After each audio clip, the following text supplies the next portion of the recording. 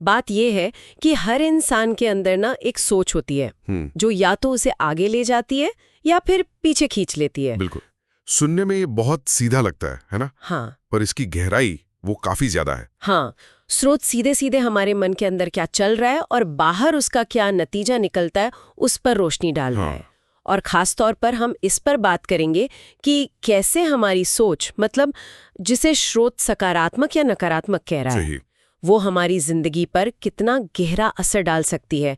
स्रोत का तो मानना यही है कि सोच बस ऐसे ही नहीं होती, उसका एक डायरेक्शन होता है, एक प्रभाव होता है। और स्रोत तो इससे भी आगे जाता है। वो एक बहुत ही कह सकते हैं पावरफुल दावा करता है। अच्छा, क्या कि नकारात्मक सोच असल में इंसान की सबसे बड़ी दुश्मन है। सबसे बड़ी दुश्मन? हाँ, ये दुश्मन शब्द का इस्तेमाल ये सोचने वाला है, मतलब सिर्फ कोई रुकावट या चुनौती नहीं। हाँ, बल्कि जैसे कोई एक्टिव विरोधी ताकत हो। ओह, ये वाकई सोचने वाली बात है। दुश्मन जैसे कोई अंदर ही बैठा हो और हमारे खिलाफ काम कर रहा हो। बिल्कुल। तो चलिए फिर इसी की गहराई में उतरते हैं, समझते हैं कि स्रोत के ये दावे क्या हैं, ये अंदरूनी सोच काम कैसे करती है। हाँ। और जैसा स्रोत कहता है, इसे पॉजिटिव बनाकर जिंदगी को बेहतर बनाने का रास्ता क्या हो सकता है। जरूर। स्रोत की पहली लाइन पर फिर से ध्यान दें। हर इंसान के अंदर एक सोच छुपी होती है। छुपी होती है, जो या तो उसे आगे बढ़ाती है या पीछे खींच लेती है। छुपी होती है वाला हिस्सा जरूरी है। इसका क्या मतलब हो सकता है? शायद ये कि हम हमेशा कॉन्शियसली अवेयर नहीं होते इसके बारे में। हाँ, हो सकता है। जैसे कंप्यूटर में बैकग्राउंड में कुछ चलता रहता है ना। हाँ। हमें दिखता नहीं पर असर डालता है। सही। वैसे ही ये विचार हमारे फैसलों को, हमारे रिएक्शंस को शायद अनजाने में ही शेप दे रहे होते हैं। ये एक अच्छी व्याख्या है। ये हमारे वो सबकॉन्शियस बायसेस या गहरी बैठी हुई धारणाएं या वो जो अपने आप चलने वाले नेगेटिव टेप्स होते हैं ना मन में, हाँ, उस तरफ इशारा हो सकता है। या फिर छुपी हुई का मतलब शायद ये भी हो कि ये इतनी पर्सनल, इतनी अंदरूनी है कि बाहर से दिखती नहीं। अच्छा। लेकिन उसके नतीजे, हमारे काम, हमारी सफलता, असफलता, वो बाहर जरूर दिखते हैं। और स्रोत यहाँ एक बड़ा साफ बंटवारा कर रहा है।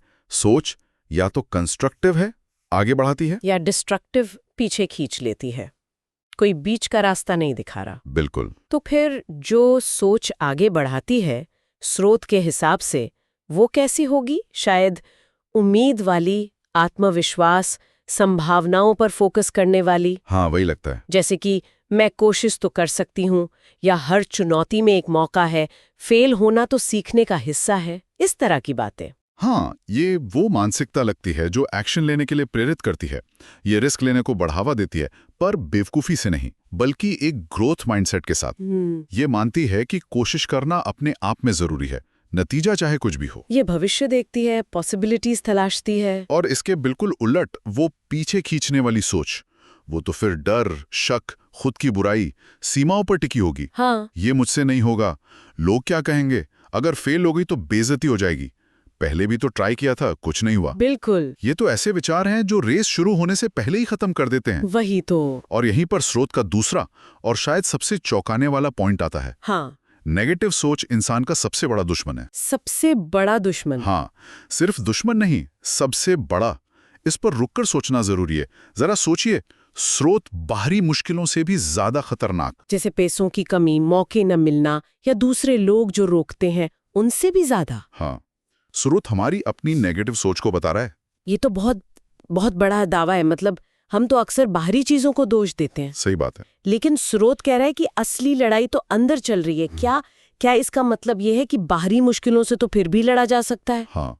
लेकिन अगर अंदर ही हार मान ली तो खेल शुरू ही नहीं होगा। फर्क तो यही लगता है। सबसे बड़ा कहने का मतलब है कि ये प्रायोरिटी है। अच्छा। ये बताता है कि अगर हम इस अंदरूनी दुश्मन को काबू कर लें तो बाहर की चुनौतियों से लड़ने की हमारी ताकत कई गुना बढ़ जाती है। और अगर ये दुश्मन हावी है तो अच्छी परिस्थितियां भी बेकार जा सकती हैं।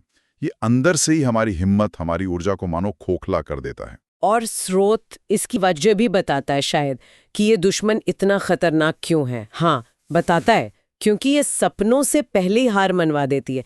सपनों से पहले हार मनवा देना, ओहो, ये कितना घातक है ना? मतलब आपके पास हुनर है, शायद मौका भी है, लेकिन वो पहला कदम उठाने की हिम्मत ही नहीं होती। हाँ। सोच ही कह देती है कि ये सपना तो नामुमकिन है। बिल्कुल। ये तो जैसे पोटेंशियल का गला घोटना हुआ। सपना क्या है? भविष्य का एक बीज।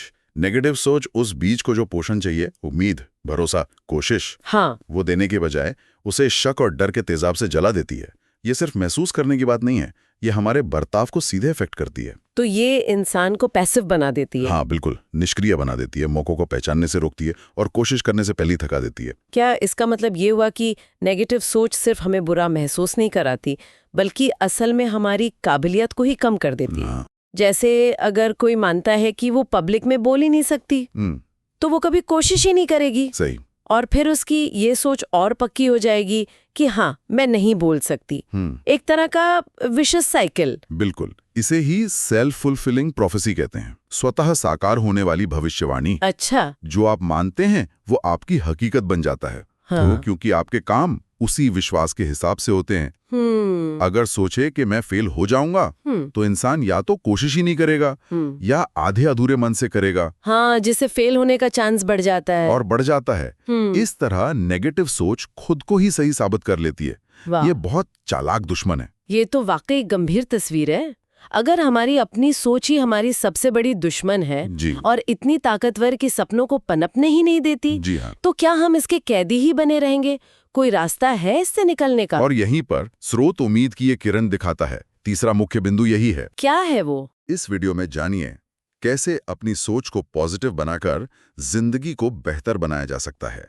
अच्छा। ये लाइन सिर्फ एक जानकारी नहीं है, ये स्रोत के तर्क का एक अहम हिस्सा है। हाँ। ये कहती है कि ये स्थिति परमानेंट नहीं है, बदलाव मुमकिन है। अपनी सोच को पॉजिटिव बनाकर, यहाँ बनाकर शब्द पर ध्यान देना चाहिए, है ना? बिल्कुल। ये नहीं कहा कि पॉजिटिव सोच रखकर या सिर्फ सोचकर, बनाकर।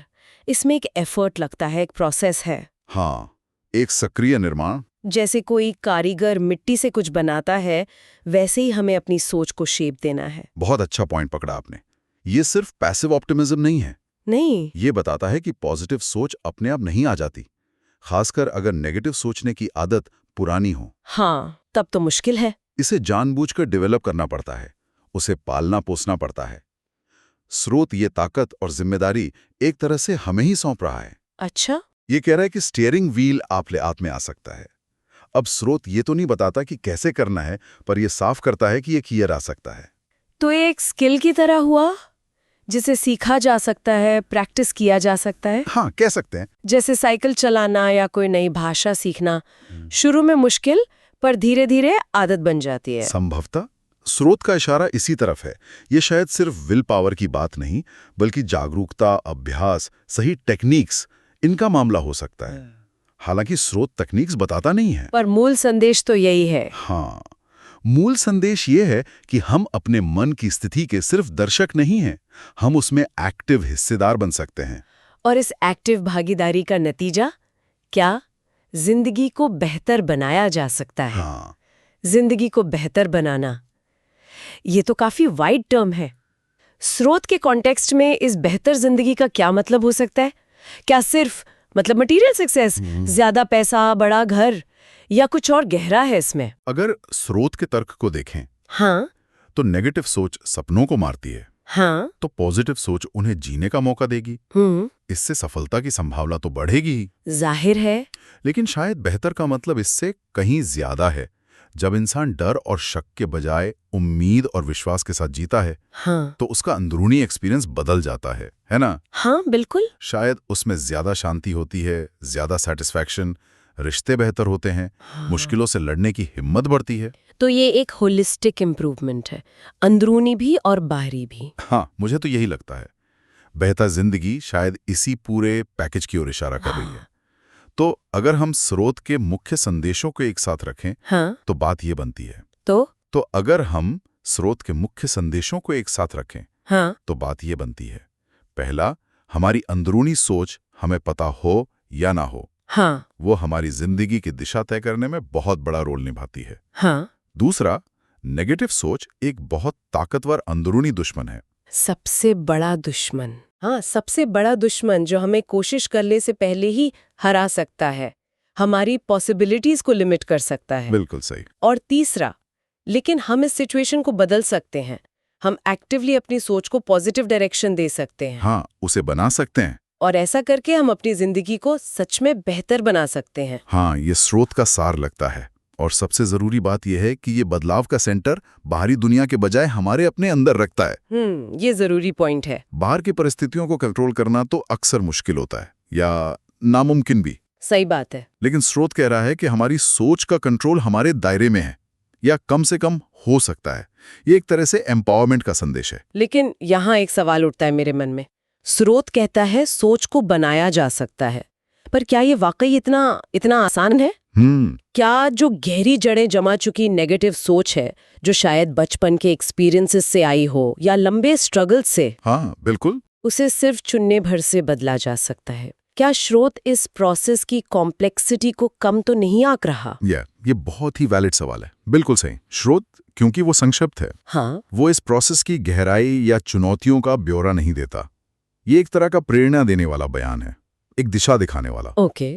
और ये सच है कि गहरे नेगेटिव पैटर्न्स को बदलने के लिए अक्सर सचेत प्रयास, समय और कभी-कभी प्रोफेशनल मदद भी लगती है। हाँ। स्रोत शायद उस शुरुआती बिंदु पर जोर दे रहा है, पहले तो ये मानना कि बदलाव मुमकिन है और इसकी जिम्मेदारी लेना। अच्छा, ये पहला कदम हो। हाँ, ये पहला और शायद सबसे जरूरी कदम हो सकता है। बनाना शायद एक कंटिन्यूअस प्रोसेस है, ना कि बस एक बार का स्विच दबाना। तो ये एक तरह से जागरूकता का बुलावा है। पहले ये पहचानना कि हमारी सोच हमें आगे ले जा रही है या पीछे। हाँ, अपने अंदर के उस दुश्मन की हरकतों को पहचानना। जैसे जब कोई नया मौका आता है तो पहला रिएक्शन क्या होता है? एक्साइटमेंट या डर? बिल्कुल। जब कोई गलती होती है तो खुद से क्या कहते हैं? मैं बेवकूफ हूँ, या अच्छा इससे क्या सीखा जा सकता है? सही कहा। आत्मनिरीक्षण या सेल्फ अवेयरनेस, वो शायद इस सफर का पहला पड़ाव है। अपने विचारों के पैटर्न को देखना बिना जज किए, ये पहचानना कि कब और कैसे नेगेटिव सोच हावी हो जाती है। स्रोत हमें अपने मन का मालिक बनने के लिए कह रहा है, उसका गुलाम नहीं। और ये सफर चाहे कितना भी चैलेंजिंग क्यों ना हो, स्रोत के मुताबिक एक बेहतर जिंदगी की तरफ ले जाता है। हाँ, ये भी सोचने लायक है कि ये दुश्मन कितना सटल हो सकता है ना?